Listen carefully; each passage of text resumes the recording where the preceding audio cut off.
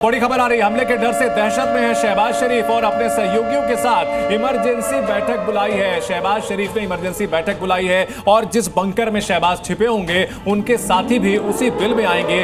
बात करेंगे कि आखिरकार ये बैठक आप जो बता रहे हैं कैसे बचाया जाए। ये इमरजेंसी बैठक बुलाई है, कहां बुलाई होगी? बंकर में बुलाई होगी जी कि यहां पर आ जाओ, बंकर का मैं ठिकाना दे रहा हूं, बंकर में emergency meeting.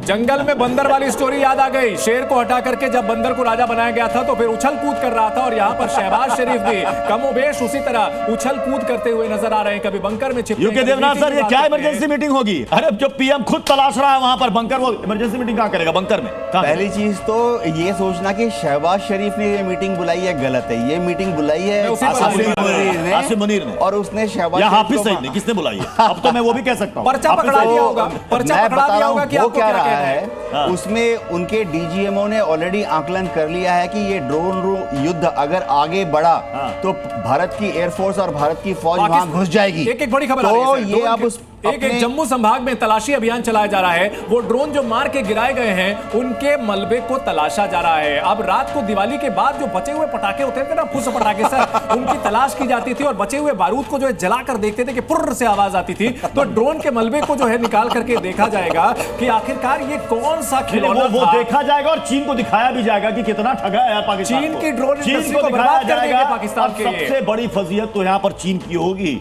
UK Debnath sir. हाँ, ये ड्रोन के मलबों को इसलिए जमा किया जाता है ये एसेस करने के लिए कि इस मैन्युफैक्चर कहां पर हुआ है। एक एविडेंस भी होता है हाँ, पूरी दुनिया के सामने। देख लो कौन सा हथियार होता ये है कि हमारी जो मिलिट्री इंटेलिजेंस है उसको रिपोर्ट देनी पड़ती है कि ये ड्रोन रिकनेसेंस ड्रोन था, ये फोटो लेने आया था, कि सिग्नल इंटेलिजेंस जमा कर रहा था। इसमें अगर रिपोर्ट में अभी बता सकता हूं कि वो ड्रोन जो है सुसाइडल था, यहां सिर्फ ब्लास्ट होने के लिए आया था। उसे ब्लास्ट होना था, भारतीय सेना ने उसे ब्लास्ट कर दिया। चलिए दिवाली के जो खुश बम है ना उसको इकट्ठा किया जाएगा, वो तस्वीर भी हम आप तक पहुंचाएंगे। लेकिन इस वक्त हो चुका है सीधे ग्राउंड जीरो जाने का। खालिद, आपके पास क्या अपडेट ग्राउंड से? देखिए, मैं आपको बता दूं, पूरे जम्मू डिवीजन में सर्च लॉन्च की गई है क्योंकि कल जिस तरह से पाकिस्तान ने कोशिश की थी हमला करने की, उसको नाकारा कर दिया गया है और अब पूरे जम्मू डिवीजन में जो गोला बारूद या डिब्रीज गिरी है उसको जमा करने की प्रक्रिया शुरू कर दी गई है। वहीं श्रीनगर की बात करें तो यहाँ एलजी जो है लाइकली एक मीटिंग, सिक्योरिटी रिव्यू मीटिंग ले रहे हैं जिसमें इंटरनल जो है बातें डिस्कस होगी इंटरनल सिक्योरिटी की, क्योंकि कल जिस तरह से सांबा में इन्फिल्ट्रेशन की कोशिश भी की गई जब पाकिस्तान हमला कर रहा था। पेंटागन के पूर्व अफसर का बड़ा बयान सामने आया है। पेंटागन के पूर्व अफसर का कहना है कि भारत आतंकवाद का शिकार था, पाकिस्तान ने आतंकवाद को समर्थन दिया। ये दो लाइन बहुत बड़ी है। आतंक को समर्थन देकर संघर्ष किया।